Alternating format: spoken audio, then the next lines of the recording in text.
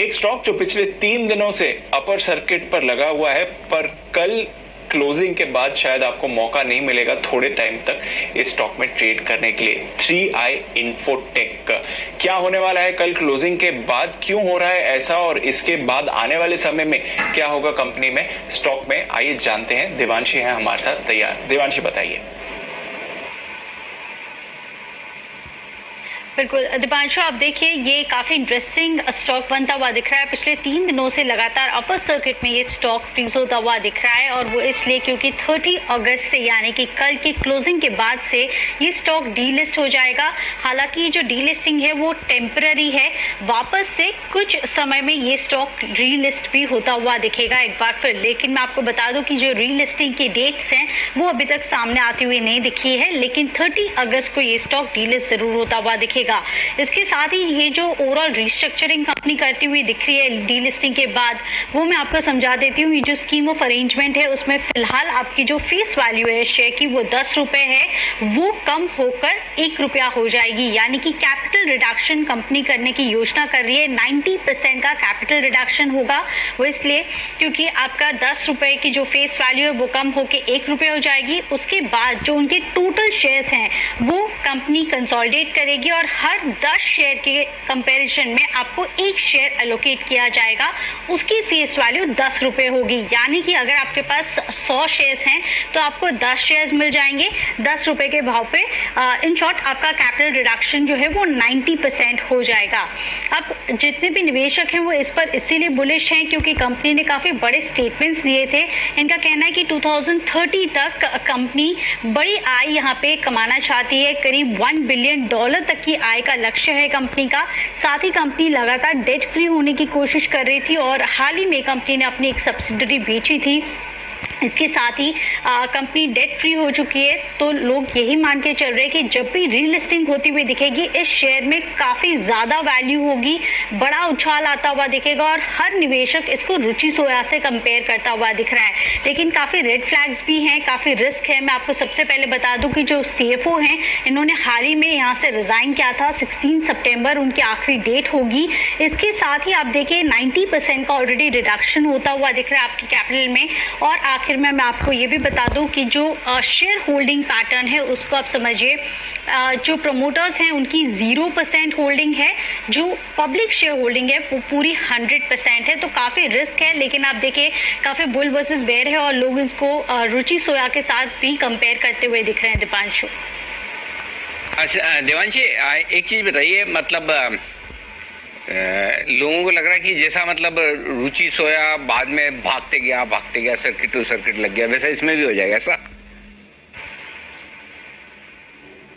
बिल्कुल सर, मैंने एक निवेशक से पर्सनली बात की ये समझने के लिए कि एग्जैक्टली क्या थॉट प्रोसेस है, क्योंकि लेकिन वो 90% बात की वो समझदार है, मतलब ऐसे ही लगा रहे हैं और नहीं सर, समझदार है। अच्छा, अभी तो बोलना ही पड़ेगा, उसको तो पता है ना आपने किससे बात की। करेक्ट था, सॉरी मेरा सवाल ही गलत था। हाँ बिल्कुल। अच्छा हाँ, तो क्या बता रहे हो?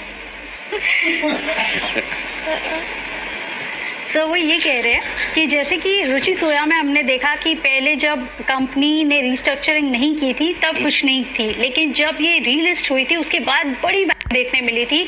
सिमिलरली क्योंकि इन्होंने भी कहा है, मैनेजमेंट का ऑलरेडी कहना है कि ऑलमोस्ट $1 बिलियन तक की आय पहुंचना चाहते हैं, वन स्टॉप इंफोटेक कंपनी बनना चाहते हैं, 5G में बड़ी डील्स करना चाहते हैं। अच्छा,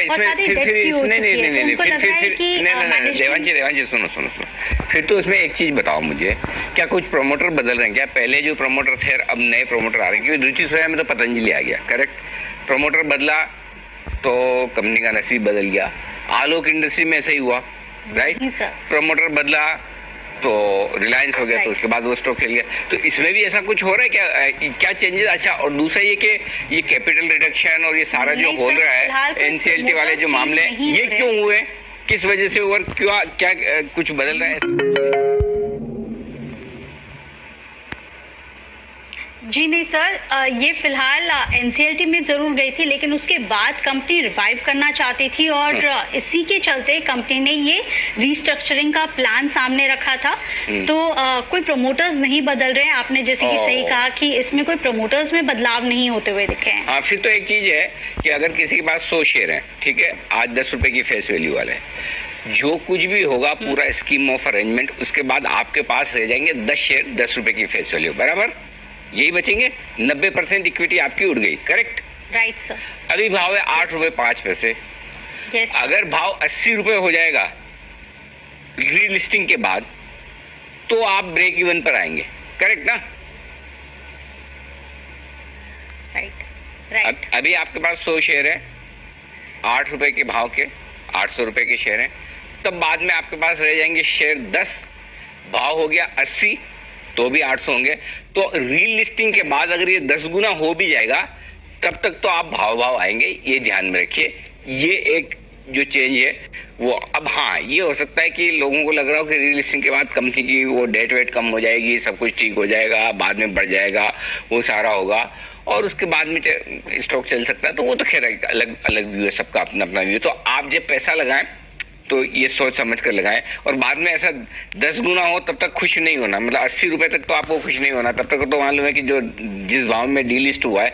अच्छा, एक फर्क है और वो ये, जैसे वीडियोकॉन हुआ, DHFL हुआ, उनमें क्या हुआ, वो डीलिस्ट ही हो गए, खत्म। कौन सा, एक और कौन सा बैंक था, लक्ष्मी विलास था, कौन सा बैंक था, लक्ष्मी विलास था मेरे ख्याल से, हाँ हाँ, तो ये सारे तो खत्म ही हो गए। इसके केस में खत्म होने वाला मामला नहीं है, आगे पीछे वापस रिलिस्ट हो जाएगा। कितना टाइम लगेगा, क्या लगेगा, वो हमें नहीं पता, लेकिन हो जाएगा। ये आपके लिए पूरी की पूरी रिसर्च 3i इन्फोटेक पे सोच समझ कर, ओके।